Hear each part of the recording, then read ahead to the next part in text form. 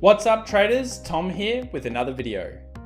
What if I was to tell you that an entire country other than America was buying Facebook, Apple, Amazon, Microsoft and Google in the billions, and that this nation won't stop anytime soon? Well, find out that and more in this video. Stay tuned. To begin with in this video, we're going to talk about the NASDAQ 100 V-shaped reversal and how incredible it's been, but also what is going on. We'll also be talking about the country that's purchasing all of this stock and whether they're going to keep doing it, why they're doing it, all of those things. And then we'll be talking about my technical analysis of the FAAMG stocks and potential levels in the future, at least in terms of technical analysis, that you could be looking at and drawing up as zones that you might think, it's worthwhile having an alert for. Remember, if you agree with the policy of no FOMO when it comes to investments, then you should subscribe and hit that bell for more content covering the financial markets. Also, I'd like to remind everybody that we have a free public Discord for people to share their trading ideas and just join a general trading community. We understand that trading can sometimes be solitary, so it's best to share and learn from others. So check out the links down below and join the community today. It's already getting large, and I can just imagine it's going to get bigger. So here we have the NASDAQ, and if you were telling me in March that the NASDAQ would be at a full V shape, I would have said, probably not. I would have thought it was going to do a U shape. So could I have believed it was going to be around this 8,200 level? Absolutely. But this zone, maybe not. That being said, no one expected the Fed to come in with such a heavy hand, and that's the idea with market trading. You always have to be adaptive to what's going on. But of course, over the long term, if you hold quality, you will do well. So right here, it's going to be hard to find too much value. And we've talked about risk reward on this channel, and we've talked about whether it's worthwhile investing at these levels from a risk reward. And everybody knows my opinion is, I think it's tough to invest in an environment like this where your downside is way more than your upside, at least in my opinion. The other thing that I haven't mentioned too much is that the volatility index, or VIX, is above 30 still. And that is historically very high. In fact, when the VIX is above 30, generally you are seeing some pretty active bearish movement. And we're not currently seeing that, maybe because of the Fed, maybe because of the hope, maybe because who knows.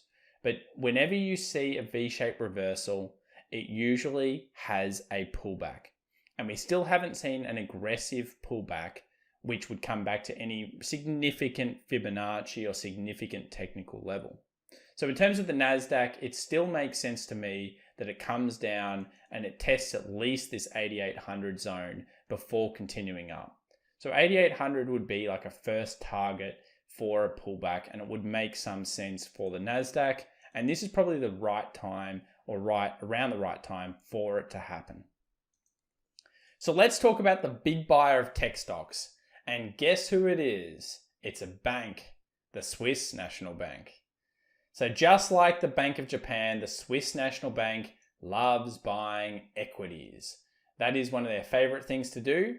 And similar to the Fed, they do it a sneaky way. They print Swiss francs, and then they use those Swiss francs to sell them to US dollars and then use the proceeds to purchase equities. And mostly those equities are tech stocks, the FAAMGs to be precise. So why do they do this? Well, they do this to devalue their own currency. The thing with the Swiss franc is it is always being considered a safe haven currency. And during times of crisis, the Swiss franc has appreciated, and they do not want that. So this is one of their most active and biggest things that they do. Part of that reason is because they already have negative interest rates. In fact, they've got negative 0.75 interest rates, and it's going to be difficult for them to potentially do any more.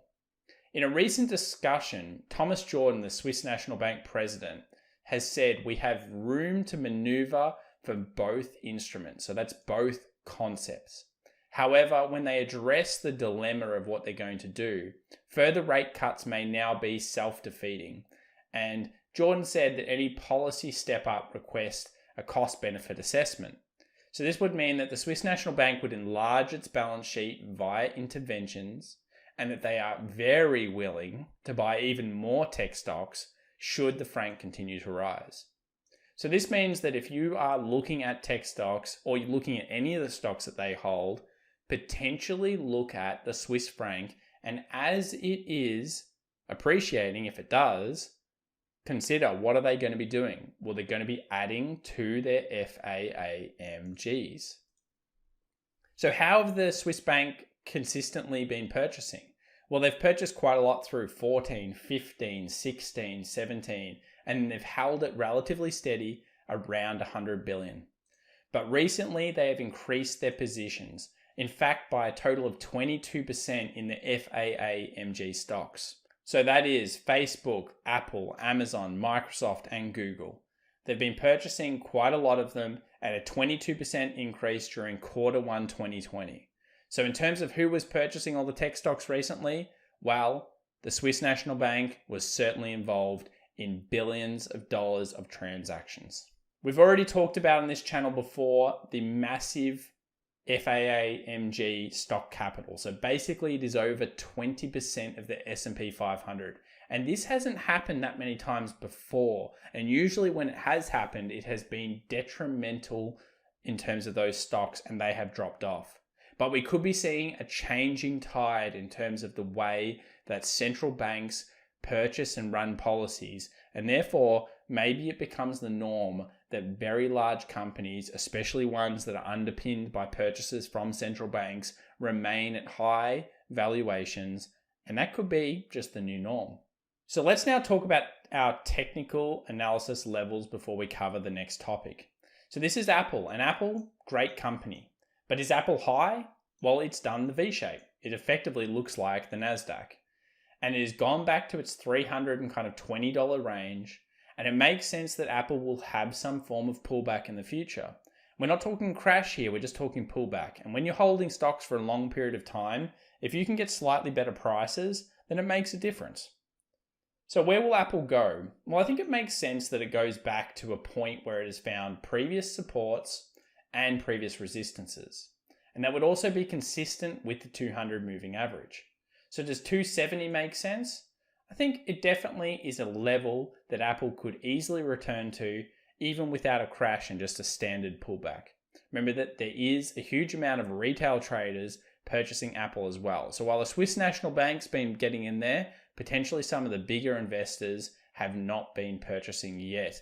And there has done so on relatively light volume in terms of this last move. So our thoughts on Apple are pretty much that. Now Microsoft is a little bit different. Again, V-shaped reversal, very similar to the NASDAQ. But the change here is it has what's called a double top pattern on it. So that's where resistance has been hit twice and there is an intervening trough. And if it breaks through that intervening trough, it usually goes the distance of that move. And that distance would push the price down to the kind of previous support here at around 168. However, I think this probably could go even further and go further into around 160 where it would meet again that 200 moving average. Notice I'm saying the 200 moving average because when you look at deeper pullbacks over time, Microsoft has loved generally coming back to around that 200 moving average. And we can see how good that has been as an average kind of buy-in. Is it the lowest point? No. Are you ever going to get the lowest point? Not always, pretty much no. But you are going to be able to get good prices by being consistent and not having FOMO and being patient. What any good investor does. So what are our thoughts on Google? Well, Google actually has been a bit of an underperformer the last couple of years. If we look over here on the left, 2018, it hit 1287. Start of 2018, end of 2017, it was at like 1200. Is it that much higher? Not really. It's been a pretty bad performer. Now with Google, I would have a different type of strategy, and that would be looking at the average kind of pullbacks and where it's gone. Now, has Google been coming out with good figures? The figures are okay, but they haven't been able to invent new stuff recently. And we'll go into that more in other videos. We don't have time today.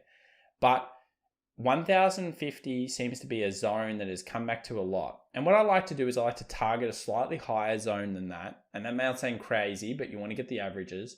And let's say around 1100 to around 1050 would be the zone. And you would basically target that, set alerts, and wait. You've just got to be patient. Could Google go off into the sun? Sure, it could. But you've got other FAAMG stocks to look at. So our thoughts on Google would be potential pullback into lower ranges makes some sense. And it's about being patient and not having FOMO in all these markets. What about Amazon? Well, Amazon's been a standout star and it's been increasing at a massive rate.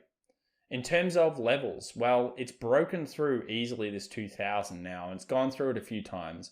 So where previous resistance was found, which is at the 2000, that will now most likely become support. And guess what we're going to see if it does come down to that level? A 200 moving average at around that point. So they're not ideal levels, but 2000 could be a potential zone for Amazon in the future. What about Facebook? Well, Facebook is one that is also like the 200 and is pulled back even during times that have been good for the rest of the market. So has Facebook's fundamentals really changed? A little bit. They've become better in some areas than they were, let's say, in December of 18, when that also the tech crisis was happening. But just remember with all these tech stocks that they do not benefit from government interventions and in fact, any of these tensions that are going on with China. And if that escalates, expect volatility in these FAAMG stocks. So the 200 moving average would again be the target here, but this time would be higher. So probably around that 180 where previous supports have been found would make technical sense to set alerts and think about those zones. So I want to bring up a question to everybody. And that question is, do you think that the best thing to do right now is to ignore fundamentals to a degree and to actually think about central bank policies, more importantly, the policies of purchasing equities in the future? So if you're thinking about what the Fed has already said they're potentially going to do, what the Swiss National Bank already does, what the Bank of Japan already does, in the future, central banks are going to own shares more so than they even do right now. And the more central banks that engage in these activities, the more buying pressure will be on these particular large stocks. It's another reason why thinking about large stocks that way could be long-term good investments. And I think it's a very interesting point. And I thank everybody in the trading community for putting their comments down below, because that was an idea that was brought up by a gentleman. And I can say that, look, I've been thinking about it as well, but it shows that there's a lot of really smart guys and smart ladies that are coming to this channel and they're thinking about their investments. And when you think and you plan and you have a plan and you instigate it, that's best. So if you were to buy an FAAMG stock, which one would you be looking at in the future? Let us know in the comments down below your favorite one in the future or your favorite one in general. And of course, remember to smash the like button for this video, subscribe, hit that bell, and make sure you receive more videos where we're covering the financial markets.